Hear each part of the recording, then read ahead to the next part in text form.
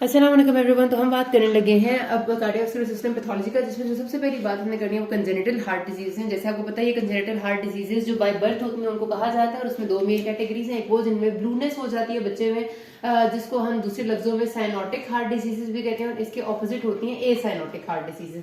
Blue या cyanosis का मकसद क्या होता है कि जिन डिजीजेस में ज्यादा डीऑक्सीजनेटेड ब्लड बॉडी में घूमना शुरू कर देता है, डेफिनेटली डीऑक्सीजनेशन की वजह से बच्चे का कलर ब्लू अपेयर होने लग जाता है, उसको साइनोसिस कहते हैं। और ए साइनोटिक होते हैं जिनमें बेशक हार्ट में कोई बड़ी प्रॉब्लम प्रेजेंट जरूर है, लेकिन ज्यादा डीऑक्सीजनेटेड ब्लड नहीं मूव कर रहा है, जिसकी वजह से साइनोसिस या ब्लूनेस नहीं अपेयर हो रही। अब सबसे पहले साइनोटिक हार्ट डिजीज मैंने आपसे डिस्कस करनी है। अब मैं आपको उसी पॉइंट ऑफ व्यू से बताऊंगी जैसे एमसीक्यूज आते हैं, इस वजह से हम उनकी डिटेल उस हिसाब से डिस्कस नहीं करेंगे जैसे हम वैसे हर डिजीज ही करते हैं। सो स्टार्टिंग अप, ये हार्ट मैंने बनाया। हार्ट में आपको पता है कि यहाँ this is right atrium, this is left atrium, ये है राइट वेंट्रिकल और ये लेफ्ट वेंट्रिकल। सबको पता है कि लेफ्ट वेंट्रिकल से ये निकल रहा है हमारा एओर्टा, और राइट वेंट्रिकल से ये निकल रही है पल्मोनरी ट्रंक और right and left pulmonary arteries. ठीक है, अच्छा जी। अब सबसे पहली जो डिजीज होती है साइनोटिक हार्ट डिजीज, वो ये है कि आपको पता है कि ड्यूरिंग फीटल लाइफ एक कनेक्शन पल्मोनरी ट्रंक और एओर्टा के दरमियान में यहां पर प्रेजेंट होता है। ये दोनों इधर इस तरह से कनेक्टेड होते हैं, ठीक है। और इस कनेक्शन का मकसद ये होता है कि during foetal life before birth हमारा जो राइट साइड ऑफ हार्ट है ये रिसीव करता है ऑक्सीजनेटेड ब्लड। अब आपको फीटल सर्कुलेशन अगर याद हो तो आप ये बात रिकॉल कर सकते हैं, वरना आप उसको देख लीजिएगा, आपको याद आ जाएगा। Right side of heart oxygenated blood receive करता है फ्रॉम प्लेसेंटा। ये ऑक्सीजनेटेड ब्लड यहाँ राइट वेंट्रिकल से पल्मोनरी ट्रंक में जाता है, और यहाँ डायरेक्ट इस ट्रंकस आर्टेरियोसस के जरिए एओर्टा में आ जाता है और फिर पूरी बॉडी में डिस्ट्रीब्यूट हो जाता है। ये फीटल लाइफ की बात है। अब जब बच्चा पैदा होता है और सांस लेता है यानी क्राई करता है, पहली क्राई जो होती है, उस क्राई में एकदम लंग्स एक्सपैंड करते हैं, लंग्स की जो वेसल्स हैं उनकी रेजिस्टेंस रिड्यूस हो जाती है, और उस सारे प्रोसेस के रिजल्ट में ये ट्रंकस आर्टेरियोसस में जो सेप्टम है वो बन जाता है। इसको हम कहते हैं एओर्टिको पल्मोनरी सेप्टम, और ये बंद हो जाता है। और ये जो रास्ता था ये एक लिगामेंट के तौर पे, लिगामेंटम आर्टेरियोजम के तौर पे in future life, adult life में परसिस्ट करता है, लेकिन रास्ता नहीं रहता, कनेक्शन नहीं रहता, सिर्फ एक लिगामेंट रह जाता है। ठीक है, फौरन ये बंद हो जाता है। अब अगर ये बंद ना हो और ये परसिस्ट करे तो जो डिजीज बनती है वो होती है परसिस्टेंट ट्रंकस आर्टेरियोसस, पीडीए उसे कहते हैं। ठीक है, बहुत इंपॉर्टेंट डिजीज है cyanotic heart disease at birth. अब होगा क्या कि जाहिर है हम जब पैदा हो जाते हैं उसके बाद हमारी राइट साइड ऑफ हार्ट में क्या होता है, डीऑक्सीजनेटेड ब्लड। ये डीऑक्सीजनेटेड ब्लड यहाँ से राइट वेंट्रिकल से जाएगा पल्मोनरी ट्रंक में, और पल्मोनरी ट्रंक से क्योंकि ये रास्ता खुला हुआ होगा तो चला जाएगा एओर्टा में, और एओर्टा से पूरी बॉडी में जाएगा। उसकी वजह से बॉडी में जाहिर सी बात है डीऑक्सीजनेटेड ब्लड जब घूमेगा तो साइनोसिस भी होगा। लेकिन ये क्योंकि कंपेटेबल विद लाइफ है, इस वजह से क्योंकि लेफ्ट वेंट्रिकल भी ऑक्सीजनेटेड ब्लड भेज रहा है एओर्टा में और वो भी पूरी बॉडी में जा रहा है, तो मिक्सचर ऑफ ब्लड जा रहे हैं, जिसकी वजह से इसकी लाइफ के साथ कंपेटेबिलिटी है, और ये बाय ट्रीटमेंट ठीक भी हो जाता है और सब सही हो जाता है। तो PDA is a very common disease.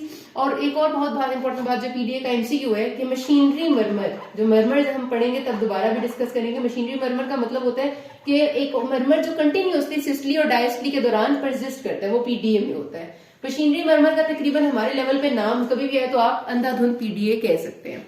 अगली जो डिजीज है वो हमने करनी है वो है ट्रांसपोजिशन ऑफ ग्रेट वेसल्स। बहुत कॉमन नाम से, बहुत कॉमन नहीं है सॉरी, बहुत इंपॉर्टेंट इस तरह से कि नाम से पता चल जाता है कि ट्रांसपोजिशन, पोजीशन चेंज हो गई है किसकी, ग्रेट वेसल्स की। ग्रेट वेसल्स कौन सी है, aorta and pulmonary trunk. Aorta left ventricle के बजाय निकल आता है राइट वेंट्रिकल से, पल्मोनरी ट्रंक राइट वेंट्रिकल के बजाय निकल आता है लेफ्ट वेंट्रिकल से। डेफिनेटली इंसान जिंदा नहीं रह सकता, क्यों, दो पैरेलल सर्किट बन गए। एक सर्किट पूरी बॉडी का डीऑक्सीजनेटेड ब्लड आ रहा है राइट एट्रियम में, राइट वेंट्रिकल में, और जा रहा है एओर्टा में, यहाँ से पूरी बॉडी में फिर से आ रहा है राइट एट्रियम में। मतलब पूरी बॉडी और हार्ट खेल रहे हैं डीऑक्सीजनेटेड ब्लड से। दूसरी तरफ ऑक्सीजनेटेड ब्लड आ रहा है लंग्स से, कहां पर, लेफ्ट एट्रियम में, लेफ्ट वेंट्रिकल में, दोबारा जा रहे पल्मोनरी ट्रंक में, लंग्स में, लेफ्ट एट्रियम में, लेफ्ट वेंट्रिकल। तो लंग्स और हार्ट एक तरफ खेल रहे हैं पूरे ऑक्सीजनेटेड ब्लड से।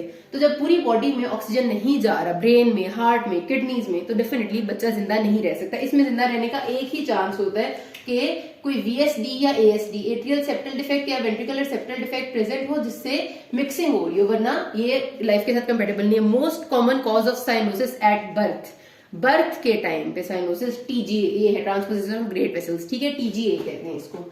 ये आपका बहुत important MCQ, cyanosis at birth. अगली सवाल आता है most common cause of cyanosis in early childhood. Early childhood, छोटा बच्चा जब जैसे ही चलने फिरने और चाइल्ड बनता है उस टाइम में वो आपका आ जाएगा TOF, tetralogy of Fallot. Very important, very very very important, वैसे भी हर लिहाज से बहुत इंपॉर्टेंट है। क्या इंपॉर्टेंस है इसकी? टॉफ में इस वजह से बहुत ज्यादा इंपॉर्टेंट है कि इसके एमसीक्यूज के अलावा आपकी वैसे बाकी लाइफ में टॉफ बहुत ज्यादा पूछा जाता है। आप टॉफ को एक दफा याद रख लें, सारी जिंदगी आपके लिए आसानी हो जाएगी। कैसे याद रखेंगे वो भी एक आसान तरीका है। ये हमने फिर से बना दिया इधर हार्ट, ठीक है, और ये आ गया उसी तरह से एओर्टा, ठीक है, थोड़ा ज्यादा प्यारा नहीं है क्योंकि जल्दी में बन रहा है बट स्टिल। और ये आ गया आपका इधर से पल्मोनरी ट्रंक, ठीक हो गया जी, ये पल्मोनरी ट्रंक आ गया।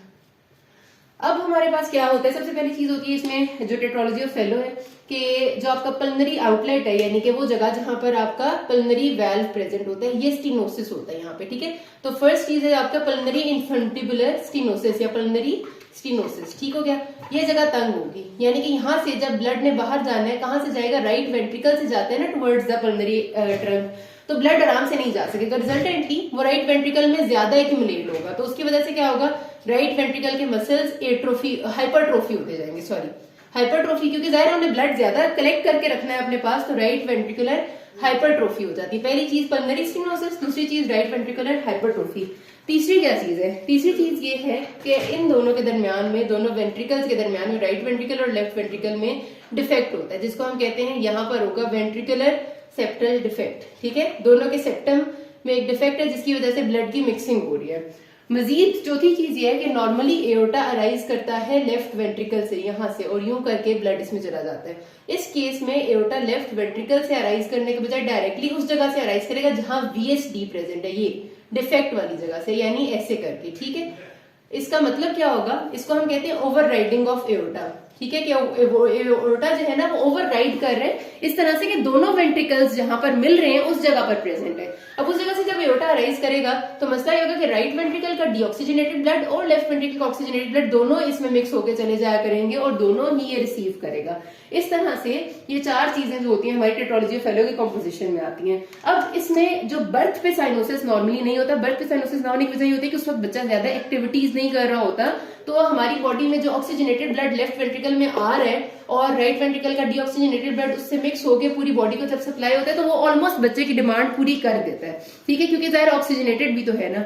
लेकिन जब बच्चा अर्ली चाइल्डहुड में ज्यादा एक्टिविटीज शुरू करता है, यानी जोर से रोता है, खेलता है, भागता है, गिरता है, उस सारी, या फिर और जो दूसरी कंडीशन है जैसे बच्चे को बहुत ज्यादा फीवर हो जाता है इस किस्म की, उन कंडीशंस में बच्चे पे स्ट्रेस का टाइम आता है। स्ट्रेस के टाइम में मजीद सप्लाई की जब डिमांड बढ़ती है तो ये स्टीनोसिस और ज्यादा हो जाता है, राइट वेंट्रिकल में ब्लड मजीद पूल करने लग जाता है, वो ब्लड पल्मोनरी ट्रंक में नहीं जा पाता क्योंकि स्टीनोसिस में थोड़ा और ज्यादा सख्ती आ जाती है ना, तो वहां पल्मोनरी ट्रंक में नहीं जा पाता तो वो एओर्टा में जाने लग जाता है डीऑक्सीजनेटेड ब्लड। एओर्टा में जब डीऑक्सीजनेटेड ब्लड ज्यादा जाएगा तो डेफिनेटली पूरी बॉडी में साइनोसिस अपेयर होगा, उसको हम कहते हैं टेट स्पेल्स। बच्चे पे जो साइनोसिस के स्पेल्स आते हैं ना जब वो चाइल्डहुड में होता है उसको टेट स्पेल्स कहते हैं। एंड अर्ली मोस्ट, मैं आपको एमसीक्यू बता दी है कि most common cause of early childhood cyanosis is TOF, और टॉफ में चार चीजें होती हैं और ये भी सर्जिकली करेक्टेबल है, ठीक हो गया जी। अब हम अगली जो डिजीज है एक छोटी सी, वो ट्राइकस्पिड एटरीजिया, उसमें ये होता है बेसिकली कि ये जो ट्राइकस्पिड आपका यहाँ वैल्व है ना राइट एट्रियम और राइट वेंट्रिकल के दरमियान, ये तकरीबन बना ही नहीं होता, जिसकी वजह से राइट वेंट्रिकल भी नहीं तकरीबन बना होता, तो एक पूरी हार्ट की सर्कुलेशन ही खराब होती है। ये भी कंपेटेबल विद लाइफ नहीं होता अनलेस कोई वीएसडी प्रेजेंट हो और मिक्सिंग हो रही हो। फिर एक और होता है total anomalous pulmonary venous return.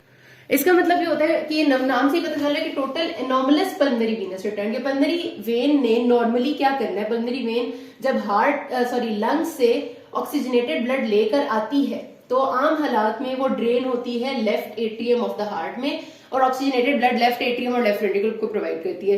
In case of total anomalous pulmonary venous return होता यह है कि ये लेफ्ट जो आपकी पल्मोनरी वेन है ये लंग्स से ऑक्सीजनेटेड ब्लड लेकर आकर राइट एट्रियम में ड्रेन कर देती है। अब राइट एट्रियम में ड्रेन करेगी तो जाहिर सी बात है कि फिर बॉडी को तो ऑक्सीजनेटेड ब्लड नहीं मिल पाएगा, तो total anomalous pulmonary venous return इससे डिफरेंट है टीजीए से। टीजीए में एओर्टा और पल्मोनरी ट्रंक दोनों निकल डिफरेंट जगहों से रहे होते हैं, जबकि वीनस रिटर्न वाले में ये है कि पल्मोनरी वेन ऑक्सीजनेटेड ब्लड वापस लाकर लेफ्ट के बजाय राइट एट्रियम में दे रही है, और उसकी वजह से प्रॉब्लम ये हो रहा है कि ये बच्चा भी कंपेटेबल विद लाइफ नहीं हो सकेगा अनलेस कोई वीएसडी या एएसडी प्रेजेंट है, एट्रियल सेप्टल डिफेक्ट वगैरह, जिसकी वजह से मिक्सिंग हो रही है ब्लड की, ठीक है। तो ये हमारी होगी सारी की सारी ऑलमोस्ट साइनोटिक हार्ट डिजीज। कल हम करेंगे एनएस साइनोटिक हार्ट डिजीज। किसी कोई मसला भी can ask me. Thank you.